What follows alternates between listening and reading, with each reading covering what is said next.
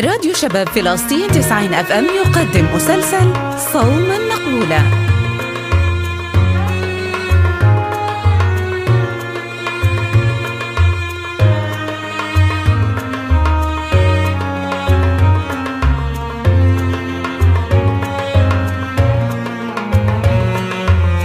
يا ضياع الصوم اللي قضيه رمضانك كله لو عدي، ضليتك جوعان ضليتك عطشان، عينك عالأجر من الرحمن. مسكين اللي رمضانه بغيب صيامه بطير مع الريح، غير عاداتك غير أطباعك بلا بتضيع فرصة رمضان. رمضان رمضان رمضان رمضان رمضان يا رمضان،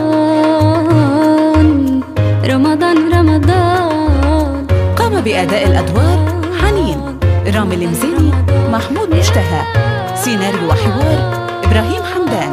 الهندسة الإذاعية عبد الفتاح أبو سعدة.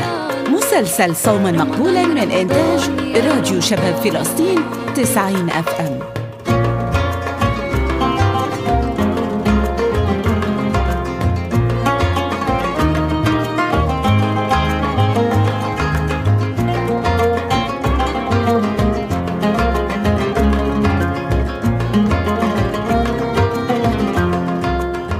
مجموعين عند النبي إن شاء الله. اللهم صل وسلم على سيدنا محمد إن شاء الله. يما يا حسين، بدي اياك تطلع مع ابوك وتجيبوا لنا كم من غرض. إغراض شو؟ بدي اياكم تجيبوا شوية فواكه، شوية كم من كرتونة بسكوت وشوية صناديق كولا كمان. شو يما؟ بدك تفتحي مشروع من ورانا؟ أخف دمك، نسخة عن اللي خلفك. أنا أصلا طول عمري دمي خفيف، أصلا أهلي قبلوني عشان خف الدم أصلا. ما علينا، ليش بدي كل هدول الأغراض أنت اليوم؟ بدنا نبدأ نطلع زيارات، واليوم من بعد التراويح أول زيارة. لا اليوم مش رايق بالمرة، خليها لبعدين. يا أبو حسين لمتى كل مرة مش رايق أنت؟ يابا خلينا نروح، وزمان ما شفنا قرايبنا وبالمرة ننطش. يا زلمة هي كل الناس بتروح بتزور اخوتها وخواتها في رمضان، فيش إلا أنت اللي قاعد. ليش؟ هو أنت شايفاني مقصر معاهم؟ طب ما هيني دايما بروح أضرب عصام. يعني هي كل العيلة ما فيها إلا ضرب وعصام، فيش غيرهم يا أبو حسين؟ بعدين احكي لي أنت متى آخر مرة رحت فيها على أختك سماح؟ يابا والله أنا بخجل لما أشوف ولاد عمتي سماح. بتخجل؟ ليش تخجل؟ هو احنا عاملين عملة كاينين ولا عاملين عملة؟ لا بس بحس إنه إحنا غريبين عنهم. عاجبك كلام ابنك يا أبو حسين؟ عاجبك هالكلام؟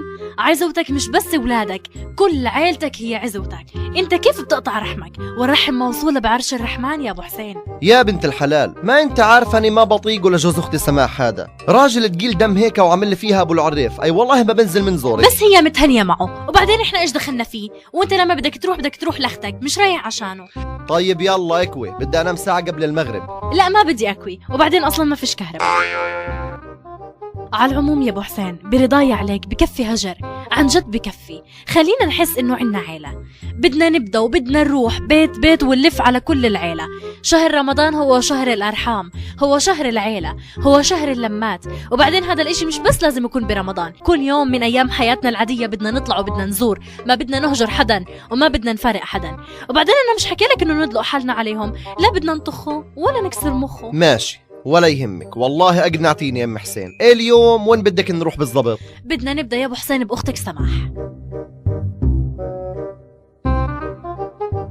يلا يما، يلا يا حسين، اطلع مع أبوك هاتوا هدايا للزيارات. حاضر.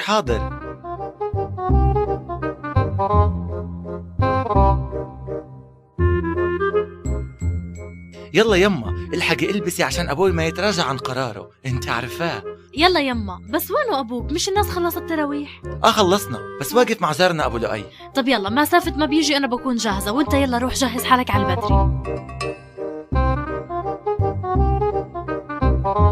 والله يا بنت الحلال اليوم حاسس بإشي غريب، كأني رايح مشوار مهم اليوم. مش كأنه مشوار مهم، هذا لازم يكون مشوار مهم، ويكون أهم مشوار أساساً عندك هي أختك يا أبو حسين. انه باب اخت السماح؟ والله ما نعرف هذا ولا هذا. هيو هذا الباب يا ابو حسين. متأكدة؟ متأكدة، يلا دق على الجرس. طيب يلا.